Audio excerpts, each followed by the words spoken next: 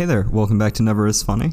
Now, before literally anything else, as you can tell from the title, this is part 2 of my conversation with Marc Twinn, and we very much continue exactly where we left off. So if you haven't listened to part 1, then I would recommend you go back and listen to that. I mean, you don't have to. You can do what you're like. You're your own person. It's a free country. I mean, I assume you're listening to this in a free country. I don't know how Never Is Funny is viewed by dictatorial governments, but anyway, yeah. Would recommend you drop back and listen to part 1 first for context. But yes, it's time for more Marc Twinn. Possibly even more than the first one. We leap between a bunch of different topics, including, but not necessarily limited to, his appearance in a student adaptation of the game show Taskmaster, maintaining motivation for creative projects, getting recognized at gigs, Pascal's wager, and last but not least, using the frame of a podcast to get dates. One final clarification before we go ahead. Because Mark, like a couple of my previous guests, is still a student at Durham, we do toss around a couple Durham University things. The main thing to explain being Plata Dates, which we talk about towards the end. That is a dating show on PAL TV, which is Durham University's student TV channel thing. I mean, it's kind of in the name, but yeah, that's what that is when that comes up. So hopefully it's not too confusing. Anyway, I've rambled on for far too long, and I think instead it would be much better for you to hear the excellent Marc Twinn continue to do his own much more comprehensive ramble. Welcome back to the show, where I talk to comedians in the know. That's right, it's Never As Funny. It's Never As Funny. The show is called Never As Funny. It's the name of the show, by the way. Never As Funny. That's the gist of it. The name. The show's called Never. This is like the title music. It's called Never As Funny. All right. I've got to admit, this has been really fun, and I don't know, I just get to talk about stuff and my emotions. Oh, that's great. This has been like therapy. Is this what therapy is like? Yeah. I can look into that as a second line of work. No, that's great. I'm glad you're enjoying it. I really like doing this in comparison to some other things I've done. Because for me, it's even easier, obviously, because I don't really have to talk about anything. But yeah, it's nice for it to just basically be a chat, like the most basic form of podcast you can have, really. That's what I really love. I do admire. I really wanted to do like this almost no structure in the sense of it's just talking and stuff like that. But I got too terrified. I love the structure of Be Told, and I love the structure of the radio show. But I really wanted to get good at, because I want to be, the dream career is like the next Graham Norton. I really loved engaging with people and like learning about them. Truth Be Told was essentially me getting tea from 3 strangers every week. And it was so much fun, because like, why can't every conversation just be someone comes in, you build a rapport, and then they tell you the most interesting and funny things from their life? I think that's so cool. Absolutely. I love Truth Be Told. I want to talk about that a bit. I was just thinking... Actually, small thing. In the break, I went downstairs to make a cup of tea, and I saw 2 magpies. And so that's joy. So I've come back with, Oh yeah, the rule. I forgot. The like folklore thing. What is it? 1 for something? 1 for sorrow, 2 for joy, 3 for a girl, 4 for a boy, 5 for silver, 6 for gold, 7 for a secret never to be told. Oh, fitting for Truth Be Told. So he always had to have 7 caged magpies in the recording studio. Of course. But yeah, I definitely want to talk about that, because I was listening to a couple of the episodes last week, I think, in the gym, bizarrely, which was an interesting... I do that too. I don't know why. I think it distracts me enough. Like, I forget that I'm doing exercise, so my body forgets to feel tired. Like, with music, I feel like I associate that a lot with exercise. But with Truth Be Told, it's just like, no, this is... Yeah.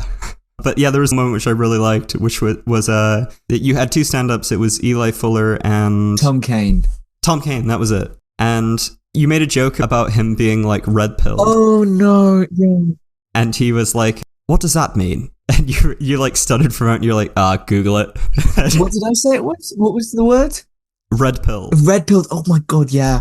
That's again, my obsession with like red pilled men. It developed into influenced. That's yeah. That one. There's got a bunch of. That was a hilarious. I was so mean to him on that episode. To be fair, you could take it. I mean, that's an interesting thing with. I'm trying to develop that a bit with hosting stuff. Not necessarily getting meaner. That's not the right way to put it, but I think particularly with my earlier episodes. If I disagreed with something a guest said, for example, I would immediately change my opinion based on what they said, which came across very clearly just because of being conflict avoidant. Whereas sometimes it's interesting to be like, oh, yeah, I don't necessarily think stand-up is for losers or whatever. I'm like that, especially if it makes the conversation seem smoother. But yeah, I mean, not to be too analytical about it, but your job is to make sure that people can display their own personalities on stage. So as much as the host, you do want to, get your own sort of voice and your own sort of name out there. And that's, of course, why people will keep coming back for you. Also, people will want to come on here if they're trying to launch their careers or something like that. And they'll go this is an opportunity to showcase who I am. I'm interested to know how I will come across on this because I didn't PR strategy this. I should. I've got friends who are very good at it, and I should have just give me a script, give me the different PR points to hit. Well, I think you've done a good job so far. Yeah, we'll see. I know that I must have an archetype because So I did Taskmaster. For those of you who don't know, Durham University did a version of the game show Taskmaster, which is essentially just. People say it's complicated. I think it's the most simple because it's literally just the person tells you to do a task and then you do it. Yeah. And, I love being told what to do. But here's the thing, they didn't necessarily get the funniest people on. As in, I think I'm funny. I think everyone on the table was funny. But that wasn't the criteria. Yes. They were trying to get certain archetypes. If you had two people and they were both hilarious, but they both gave off the same sort of energy, then there wasn't sort of the point of getting them on the show together. Yeah, the dynamic. And I'm wondering, because I had a feeling that they had got these archetypes planned out beforehand. Right. And now I really want to know what was mine. Oh, yeah. That would drive me crazy. I've never thought about that for me. I mean, do you have any ideas about what your archetype is? Insane. I think I was very anxiety-induced on the set because... someone gives you a task and that there are points and you have to win. So you're overthinking it and stuff like that. Maybe that was me. I don't know. That's also something I'd like to improve, a really good sense of self-awareness, because I noticed that the best stand-up comics know it. Yes. And that's also why I really appreciate feedback, because other people, and this is quite frustrating, other people can see me how other people see me. Yes. Yeah. And I find that little trouble. So I don't think I actually look that much like Daniel Radcliffe, but so many people have told me that I have, that it's just become true. I do see it, to be honest. When you mentioned it earlier, I did have a moment of oh my God, you do. I don't know if that contributes to your archetype or not. No, it does. It's fine. I've absolutely accepted it. And, there are worse men to look like. Exactly. That's very true. Yeah, I'm fascinated by this. So I definitely want to talk about Truth Be Told, but I want to park that for a sec because selfishly, I'm really interested. It was one of the things when I saw it pop up on Instagram where I was like, oh, I wish I was at Durham because this is the kind of thing I would have loved to audition for. Oh, you would have been amazing. Oh, thank you. I mean, the way I asked it did sound like I said, oh, I would have loved to be in that, and then left a little pause for you to validate me. You sent me a text. I'm not sure if you had the notification go off. Yeah. Do something there. I'll edit that down. But yeah, I don't know much about it other than the original post I saw. So was it filmed? Yeah, filmed. It was both live and so some of the tasks were on stage. The whole thing was filmed, and I hope it could turn into just could look like an episode of Taskmaster. Yes. So they filmed the live stuff and they also have all the filmed stuff. That's very cool. Again, broad question, but what was it like? Anxiety inducing a bit. But then again, here's the thing. I was raised on very much a 110%. You give it your best. Doesn't matter how well you do, just give it your best. Yeah. So I approached that with the same mentality of you've got to do this. Go, go, go, go. Think about the twists. What are they hiding? What are they trying to get you to laterally think about? Come on, come on. Yeah. That's how it was doing. And I liked it when I got opportunities to be creative. I think for one of the tasks, we had to take Bethan out on a date. And it was brilliant. And so I got I was thinking, oh, that's hilarious. And that's funny. Oh my God, I can do that. And I can do that. I can do that. Yeah. I'm quite proud of this. I did so much stuff that they had to cut some of it out. Oh, wow. I'm glad they did. It would have been too much. But it was really lovely. And I felt proud of it when I'd finished. And then there were some tasks where I feel like I just did naff on. And here's the thing. You're not meant to feel bad about that because it's Taskmaster. Exactly. It's part of the... But yeah, no, that was my experience. It was weird, surreal, very surreal. Doesn't make any sense at all. And then, sometimes you'll feel the pressure to be funny, but, it's okay. You'll find it eventually if you just relax. Yeah, definitely. So I assume hosting, do they have kind of stand-ins for the Greg Davies, Alex Horn parts? Yes. It was confusing because the person who played Greg was named Alex. And Bethan played Alex, the one I went on the date with. Yeah. So that was all confusing because we sometimes refer to the Alex of the show, but it's not Alex, it's Bethan. Yeah. They were really good. If you ever got to watch the tape, they're quick, they're confident, they get the characterization that they want and they stick to it throughout the entire show. And it's a lot of improv. They do so well. I was really, really impressed with Bethan and Alex. That's fantastic because that's definitely a tough job. Yeah, obviously you have to be quick. You have to keep the show going. Yeah, you don't have as much leeway as one of the guests. Did they do similar personas? Yeah. Were they brutal? He was, oh God. So for the audition, he said, I'm not going to be as brutal as Greg. And then he was worse in the audition. And then he was just so mean. In the audition? Yeah, and when the actual day came, he was fine. He wasn't trying to be Greg. He was trying to be himself. And that was really lovely. But with the same sort of bravado and the same, I can do what I want, which he can. Yeah, arrogance. And it was good. And it was charming and it was wonderful. What did you have to do for the audition? Oh, it was brilliant. So there are a couple ones. I'm going to pick the most interesting one, which is they gave us a chickpea. And this is based off of one they did on the show. Right. Do the most ludicrous thing possible with this chickpea. And so my thing was I ran home and I wrote a note saying, "Hi, my name is Kevin. As you can tell, I am a chickpea. But what you don't know is that I am your son. That's right. You have to raise me now or live with the crushing guilt that you left me, your son, Kevin, out in the cold. All the best, your son, Kevin." And then I put that note and the chickpea outside a random stranger's door.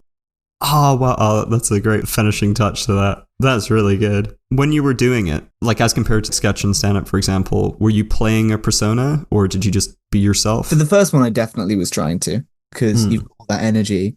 But it gets sort of a bit more tiring to do it. You see someone else come through and you don't know if it's you or if it's a combination of persona and you. There was one that didn't make it to air. There was a task in which I swore there was another twist. Like, I could figure out that, okay, I could do this to get past the thing. But that can't be it. They've given me a lot of time. Is something else around the corner? Is there another room? They haven't said that I couldn't leave the room. So it was the idea that I just kept in the back of my mind thinking there's something I'm missing.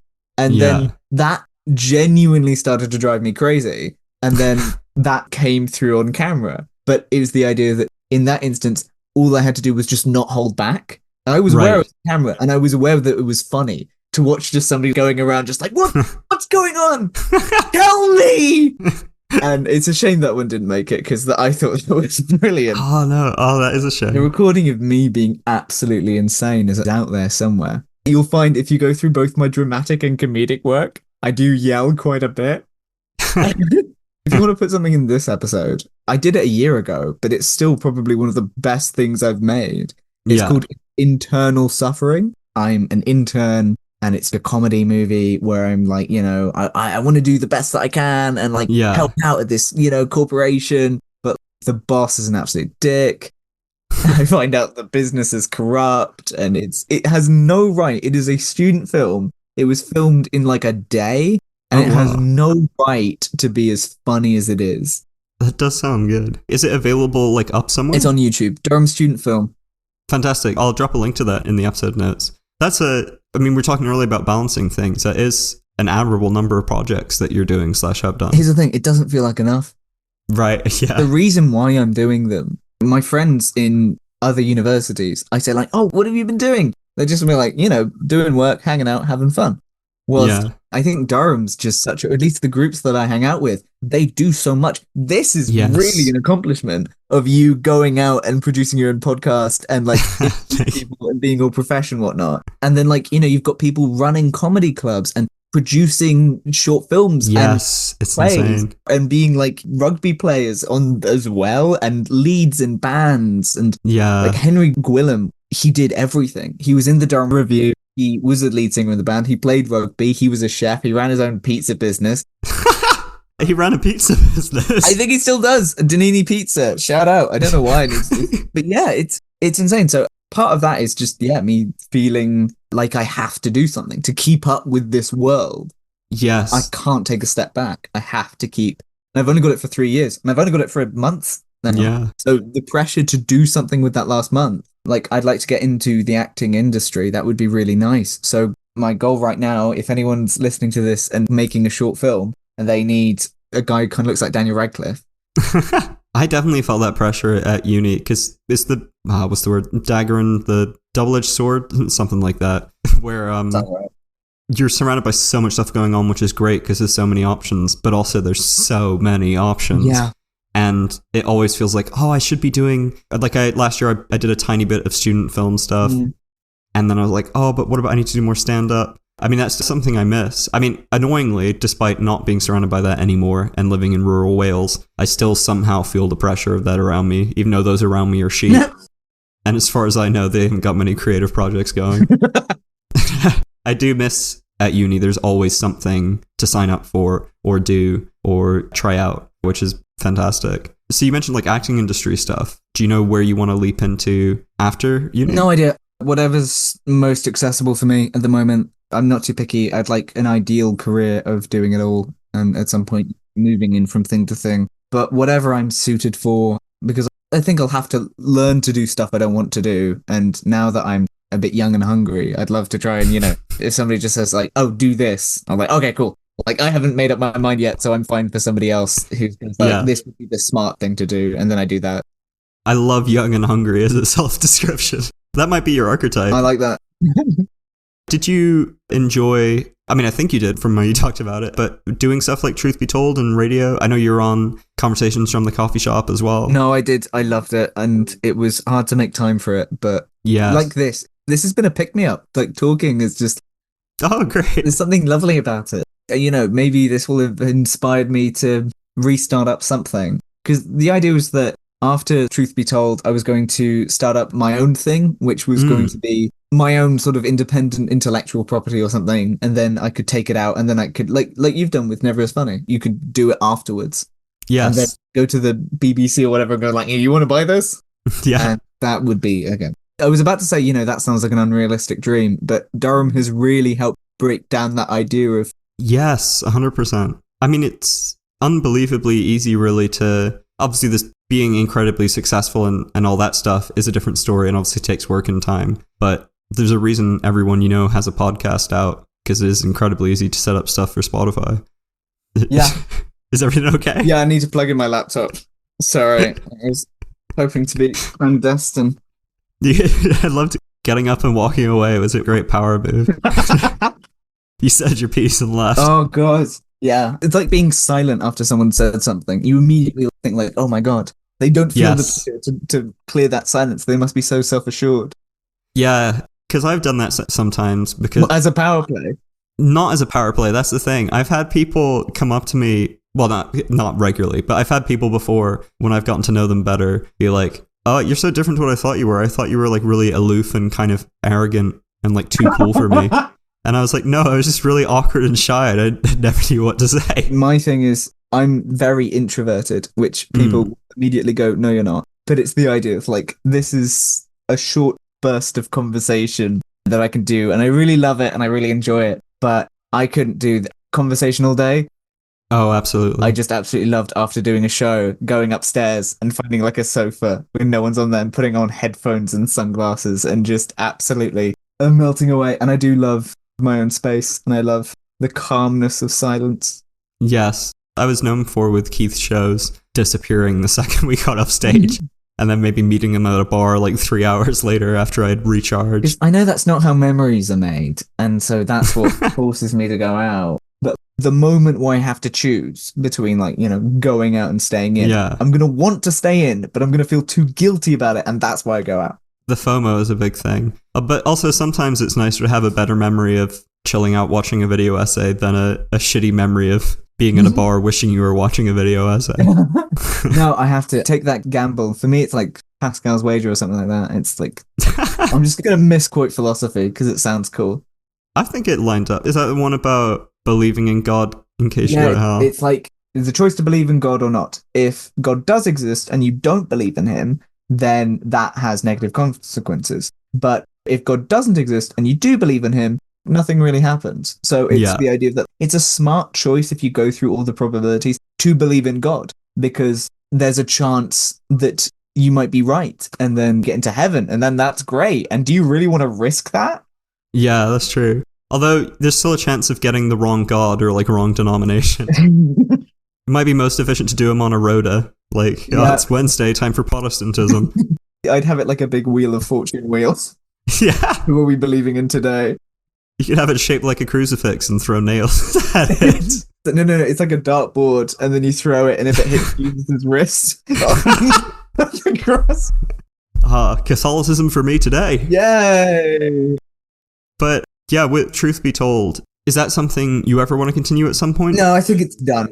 Yeah. It's done. I'd like to move on to something else. I'm very much like, we'll become very focused on this and very excited about it. And then once that peters out because of something else, getting that motivation back is quite hard. Like, I really want to rewrite my one-man show, and Yes. getting that motivation back is quite hard. If that was on YouTube at the moment, that's what I'd probably be recommending. It's much longer than the short film, but it's like, I don't know. You know when you like produce something and then you go like, oh, it's really cool. Yes, yeah. What's your thing? What's your like, I'm so glad I did that. That's not just like even nice, it's like cool.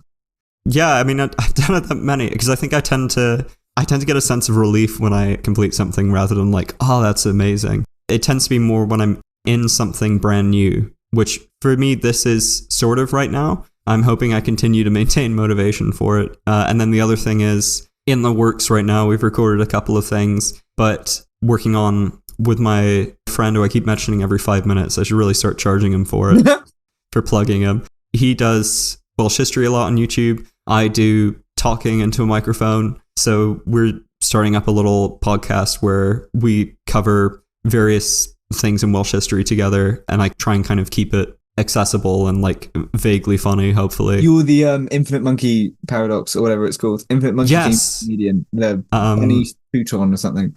I mean, that's the best gig to have. I had another radio show said like, oh, we're talking about the history of Fleetwood Mac and we want a comedian on there. From the outset, it was very sort of, organized and structured. Like, this is going to be the funny man who's going to be like, Yeah. And it's brilliant. It's freeing because it's not, again, like with Truth Be Told, there's pressure. I feel like Right. it has to be cool and good because I get bored easily, so other people will too. This is really boring. People aren't going to listen to that. But with somebody else's show, I can derail the fuck out of this.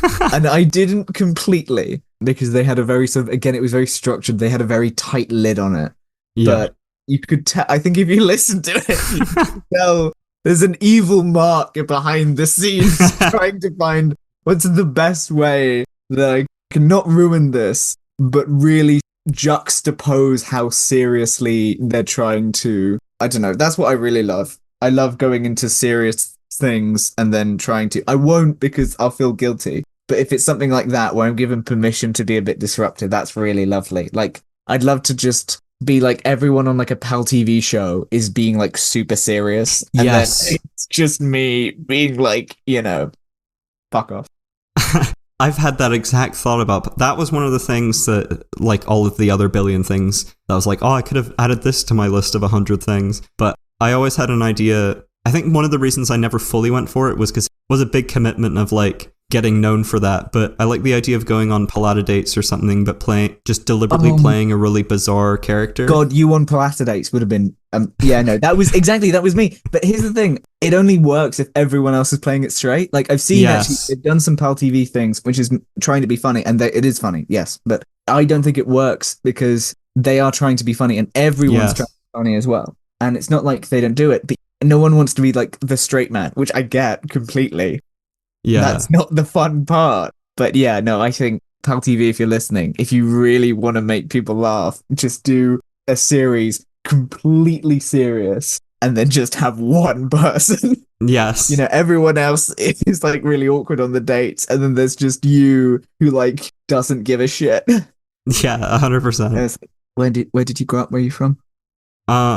Oh god, I genuinely thought you were asking me for a second. You slipped into character so quickly and so really. But it's like the platter dates. I ask you, where are you from? I think because I wanted to do I wanted to play a almost like hateable character, like show up with steampunk goggles or something. So I'd probably say like, I just came from your mother's house. I just came from your mother's house. I wasn't expecting them more nasally. Yeah. Sorry, I know I like to make edgy jokes, but if it's too much for you, just let me know. Oh my god. We'll do our own version of we'll go on a Platter Dates together. Oh, absolutely. Okay. I think I'd be good as like just the awkward straight man. It sounds like you're propositioning me for a date, but you're too embarrassed to go. We could go, let's do a Platter Dates, and I'll just play myself in a normal way. I mean, yeah. Unironically, you've just given me like the best idea. Yeah, that's what I'm gonna be. It's like Chicken Shop Date. It's somebody I love can go, Chicken like, Shop. do you want to come on? It's a joke. It's like a thing, like an interview thing. Yes, I don't actually want to ask you out. Kind of, but obviously, yeah. Honestly, I'm like I don't know if I want to admit this, but yeah, I'm like the worst with like asking people out and being direct. Oh, I'm the same. So actually, that's a brilliant idea. As in, like, I'd love to do like a radio show where it's just like that's how I meet people. That's how I and just never publish it or anything like that. Like, oh, I got lost in the weeds. See if you have chemistry with somebody.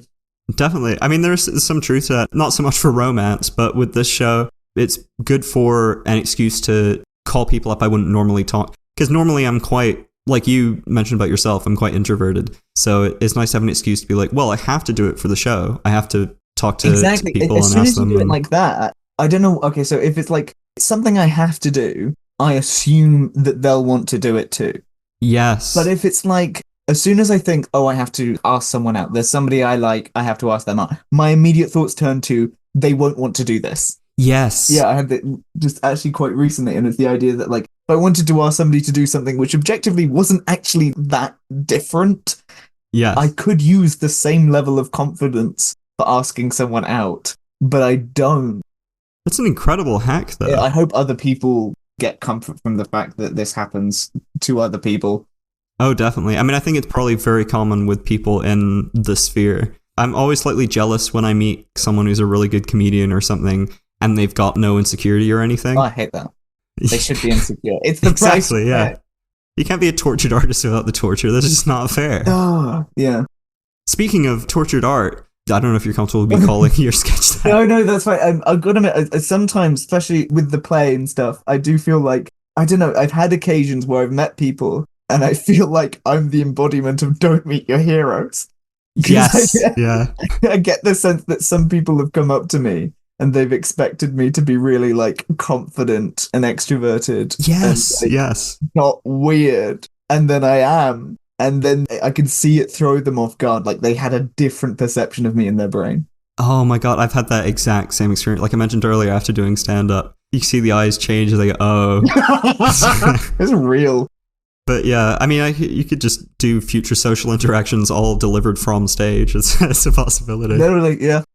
You should write a hack book, like Efficiency for Teenagers one, where it's about how you can change your mindset for social interactions. So you just think you're on a podcast. Literally, that's what I do. It's absolutely insane how, like, physically I'm not in any different situation if I'm on a date versus if I'm on a podcast. However, I will be 10 times funnier than I am. And I'm not saying I'm 10 times funny as in like I'm super funny now. I just mean it's 10 times worse in real life. Yes, yeah. Where you can't edit out the awkward pauses. Yes. Not structured as well. There's no topic. But it's still kind of a performance, but obviously not in the same obvious way. Whereas when it's a performance, you have a layer of like, when you mess up or like can't think of what to say, it's, the performance failed a bit. Whereas in an actual interaction, you go, oh, I fucked that up. It's crazy. I don't know how common this is in performance, but like, I'll go up on stage in front of, I don't even care how many people. Like, yes. I think most I've done is 600. Again, happily do more. And then that's fine. People do get scared of that, and that's completely rational, and that's normal. But that's fine. And then, like, you put me in a small group of people whose opinions sort of like, they can judge me and talk to me, and then I can be awkward and weird. Yes. And then that's so much more terrifying. That sort of contrast, I always thought that was funny. I can be so confident on stage, but an absolute wreck with the minutest amount of pressure in social situations. I'm 100% the same.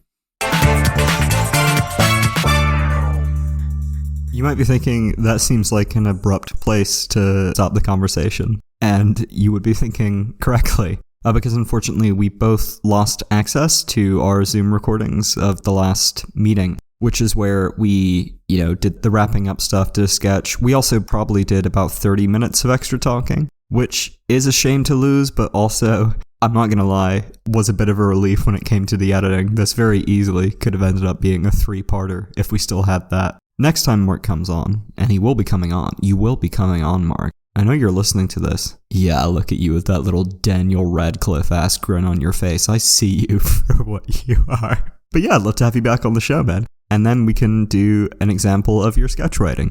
But luckily this time, Mark has supplied me with a minute clip of him performing a stand-up set to a live audience, which is great. It's very funny. You don't have to just take my word for it. You can hear the audience cracking up the whole way through, which, again, great for Mark, less great for me editing. So my advice next time would be for any future guests who want to submit stand-up stuff, do your best to make sure the audience doesn't laugh, because it makes it a lot easier on me. I can always just Google laughter sound effects on YouTube and put it in. It's no big deal. Anyway, I don't know what the hell I'm talking about. This is Mark doing a stand-up set. It's very good. Give it a listen.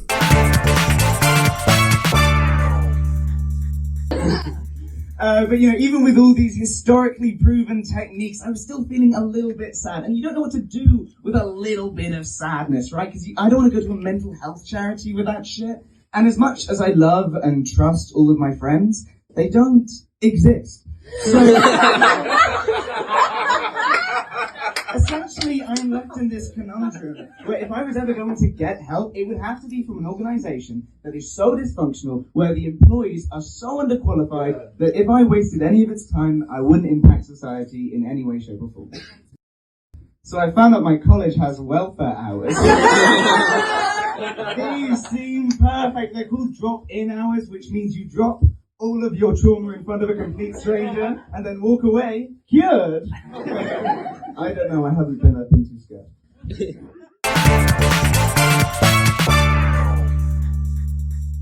I do like that set quite a bit. I think partly because it rings so true.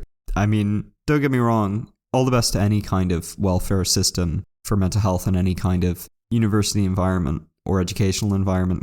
Obviously, you're lucky to even have it there. But let's just say if you're a student at a university and you get hit by, I don't know, let's say a 6-wheel semi-truck, break both your legs, you don't pick up the phone and dial for the student college paramedics. Anyhow, so the second part I need to fill in for my lovely friend Mark is plugs for things he's doing, things he's done. I'd like to begin with the biggie. That's the Durham Revue. You can find them at the Durham Revue on Instagram, all one word, all lowercase. And they post updates on there about when they're doing shows. When they go to Fringe this year, you'll see stuff about that. And you can also scroll down and look at all the previous work they've done. It's great. It's a good little page. And the other main thing that I'd like to plug for Mark that you can go and watch right now is Internal Suffering on YouTube. It's a 10-ish minute student comedy film. We talked about it a bit in part 1, where he plays kind of a happy-go-lucky office worker who things start to go not so well for him, let's say.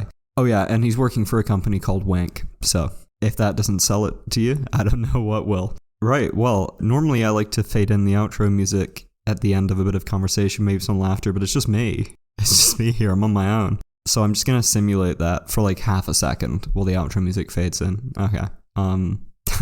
That's so true, Patrick. That's so true. I really enjoyed this conversation. Thank you, Mark. Thank you. You sound just like me, by the way.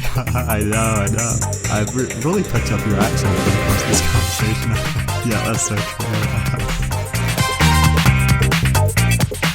Well, thank you for making it all the way to the end of 2 shows. Part 2 of 2. You made it all the way to the end. Thank you. Is the point. Music, as always, is There It Is by MacLeod, licensed from Incompetech.com. See you again next week with another special returning guest. Who could it be? It's Cambrian Chronicles. That's who it is. See ya.